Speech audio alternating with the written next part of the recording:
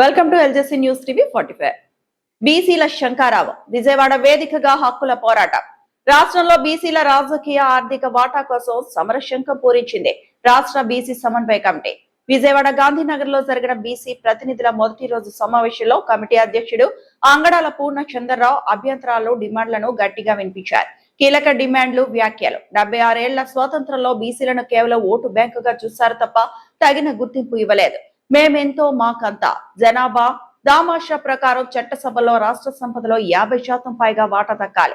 రాబోయే రోజుల్లో బీసీ సామాజిక వర్గానికి చెందిన నేతనే ముఖ్యమంత్రిని చేయడమే లక్ష్యం. బీసీ ఓటర్లందరినీ చైతన్యపరిచి రాజకీయ మార్పుకు ఈ కమిటీ ఒక సమన్వయ శక్తిగా మారుతోంది.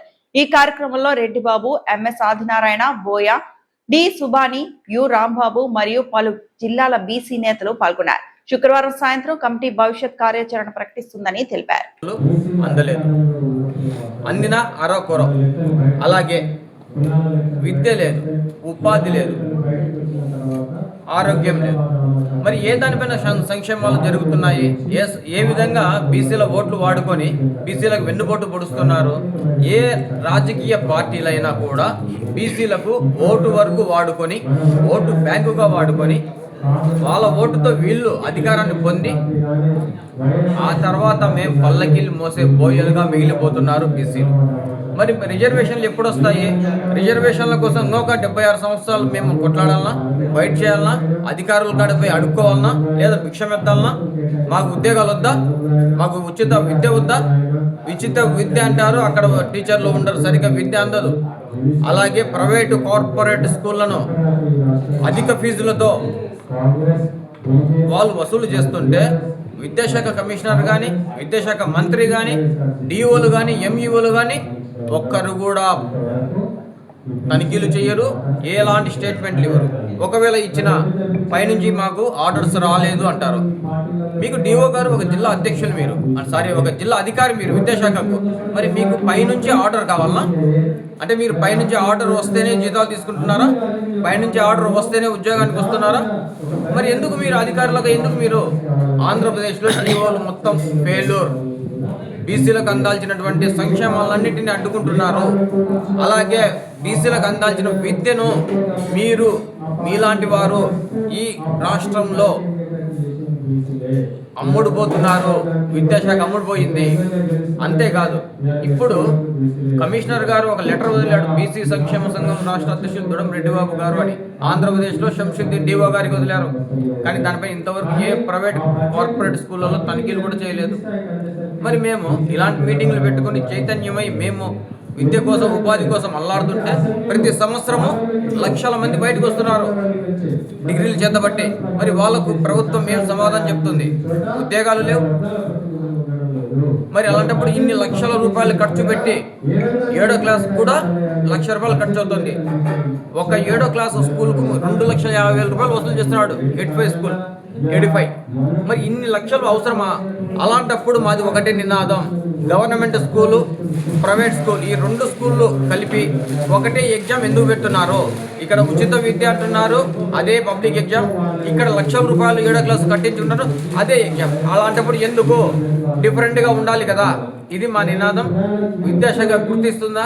ప్రజలకు అందుబాటు ఇస్తారా? ప్రజలకు న్యాయం చేస్తారా? లేక మధ్య తరగతి బడుగు బలహీన వర్గాల్ని ఇలాగే వాడుకుంటారని ప్రభుత్వాన్ని మేము కోరుతున్నాం. అందరికీ నమస్కారం. అందరికీ నమస్కారం. నా పేరు అంగడాల పూర్ణచంద్రరావు, రాష్ట్ర బీసీ సమన్వయ కమిటీ అధ్యక్షుడిని. ఈరోజు 25 జూన్, 26 జూన్ 2 రోజుల పాటు విజయవాడ నగరంలో సంస్కరణ కోటలో జరుగుతున్నటువంటి బీసీ సమన్వయ కమిటీ ప్రతినిధుల సమావేశం.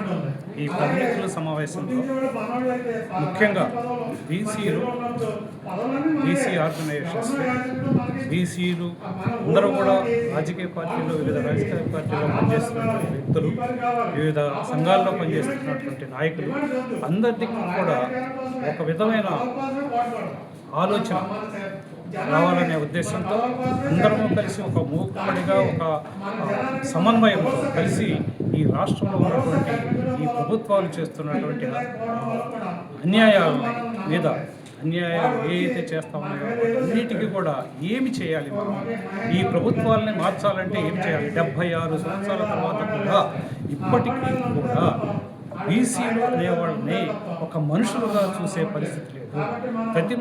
అన్ని సామాజిక వర్గాలను కూడా ఎస్సీ సామాజిక వర్గాలు అట్లనే ఏదైతే ఓసీ వర్గాలు అనుకుంటా ఉన్నారో వాళ్ళకన్నా విలువైన ఇది ఉంది కానీ ప్రభుత్వంలో ఓట మేము అత్యధిక జనాభా కలిగి. నా పేరు సుభాని, బీసీ సమన్వయ committee vice president, state vice ప్రెసిడెంట్ని.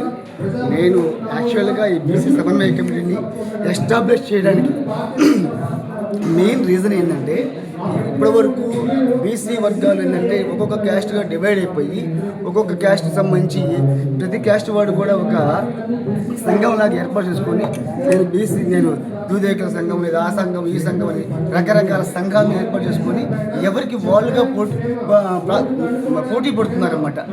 అందరూ నాకు ఇది కావాలి, నాకు అది బెగ్గింగ్ చేస్తూ వస్తున్నారు. ఇప్పటివరకు కూడా ఎక్కడైనా సరే మనం రాజ్యాధికారం కావాలని కానీ మనమే ఒక సీఎం అవ్వాలని కానీ మనమే ఒక పొజిషన్లోకి వెళ్ళాలనే ఉద్దేశం కానీ ఎవరిని బెగ్గింగ్ చేయకుండా ఉండాలనే ఉద్దేశం కానీ ఎవరికి లేదు. నేను ఒక పొజిషన్కి వెళ్ళాను, ఒక సంఘానికి అధ్యక్షుడిని నాకు ఇది కావాలి, ఒక సంఘానికి అధ్యక్షుడిని నాకు ఇది కావాలి, ఇలా రకరకాలుగా వాళ్ళకి కావాల్సిన ఉద్దేశం చెప్తున్నారు, వాళ్ళకి కావాల్సినవి చెప్తున్నారు. నేను అట్లా బీసీ వర్గాల మొత్తం కూడా టోటల్గా 52% దగ్గర నియర్లీ ఉన్నారు.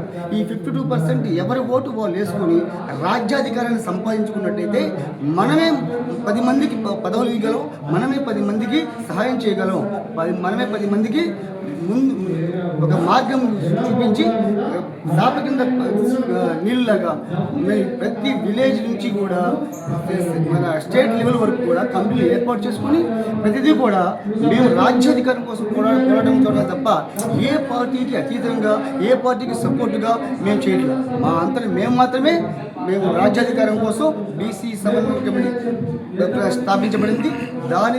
దాని నిమిత్తమే మేము ఒక ప్లాన్గా ముందుకెళ్ళాలనుకున్నాం తప్ప రాజ్యాధికారం కోసం పైచేద్దాం తప్ప ఏ పార్టీకి వ్యతిరేకం కానీ ఏ పార్టీకి అనుగుణం కానీ మేము లేవు.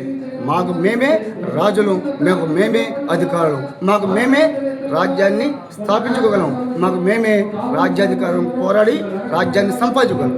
ఇది మా ఉద్దేశం అంతే. ఎందుకంటే జై ఫూలే, జై అంబేద్కర్, జై కాన్సీరామ్. నా పేరు ఎంఎస్ సాధనారాయణ బోయదొర. నేను అనంతపురం జిల్లా బీసీ సమన్వయ కమిటీ జిల్లా చైర్మన్గా పనిచేస్తున్నా. ఈరోజు విజయవాడలో అంగడాల పూర్ణచంద్రరావు సార్ గారి నాయకత్వంలో బీసీ సమన్వయ కమిటీ ఆధ్వర్యంలో ఈ రాష్ట్రంలో జరుగుతున్నటువంటి బీసీల పైన దాడులు, దౌర్జన్యాలు, బీసీలకు రావాల్సినటువంటి ఏవైతే హక్కులు, అధికారాలు, తర్వాత అసెంబ్లీ పార్లమెంటు స్థానాలు, తర్వాత స్థానిక సంస్థలో రావాల్సినటువంటి మా యొక్క సీట్ల కోసం ఈ 2 రోజుల సమావేశాన్ని ఇక్కడ ఏర్పాటు చేశాం. ఈ సమావేశానికి రాష్ట్రంలో ఉన్నటువంటి నలుమూలలో ఉన్నటువంటి బీసీ సమన్వయ కమిటీకి సంబంధించినటువంటి నాయకులందరూ కూడా విచ్చేసి వారి యొక్క అభిప్రాయాలను ఇక్కడ తెలియజేస్తున్నారు. రాబోయే రోజుల్లో మనమెంతో మనకెంతో అనేటువంటి నినాదంతో జనాభా ప్రాతిపదికన అసెంబ్లీ పార్లమెంటు స్థానాలు, అదేవిధంగా ఎంపీటీసీ, జడ్పీటీ చైర్మన్, తర్వాత ఇతర ఏవైతే నామినేటెడ్ పోస్టులు ఉన్నాయో వాటన్నిటిలో కూడా మా రాజ్యాధికారంలో మాకు భాగస్వామ్యం కావాలనేటువంటి దానిపైన ఈ 2 అంశాలపైన మేము మాట్లాడుతున్నాం.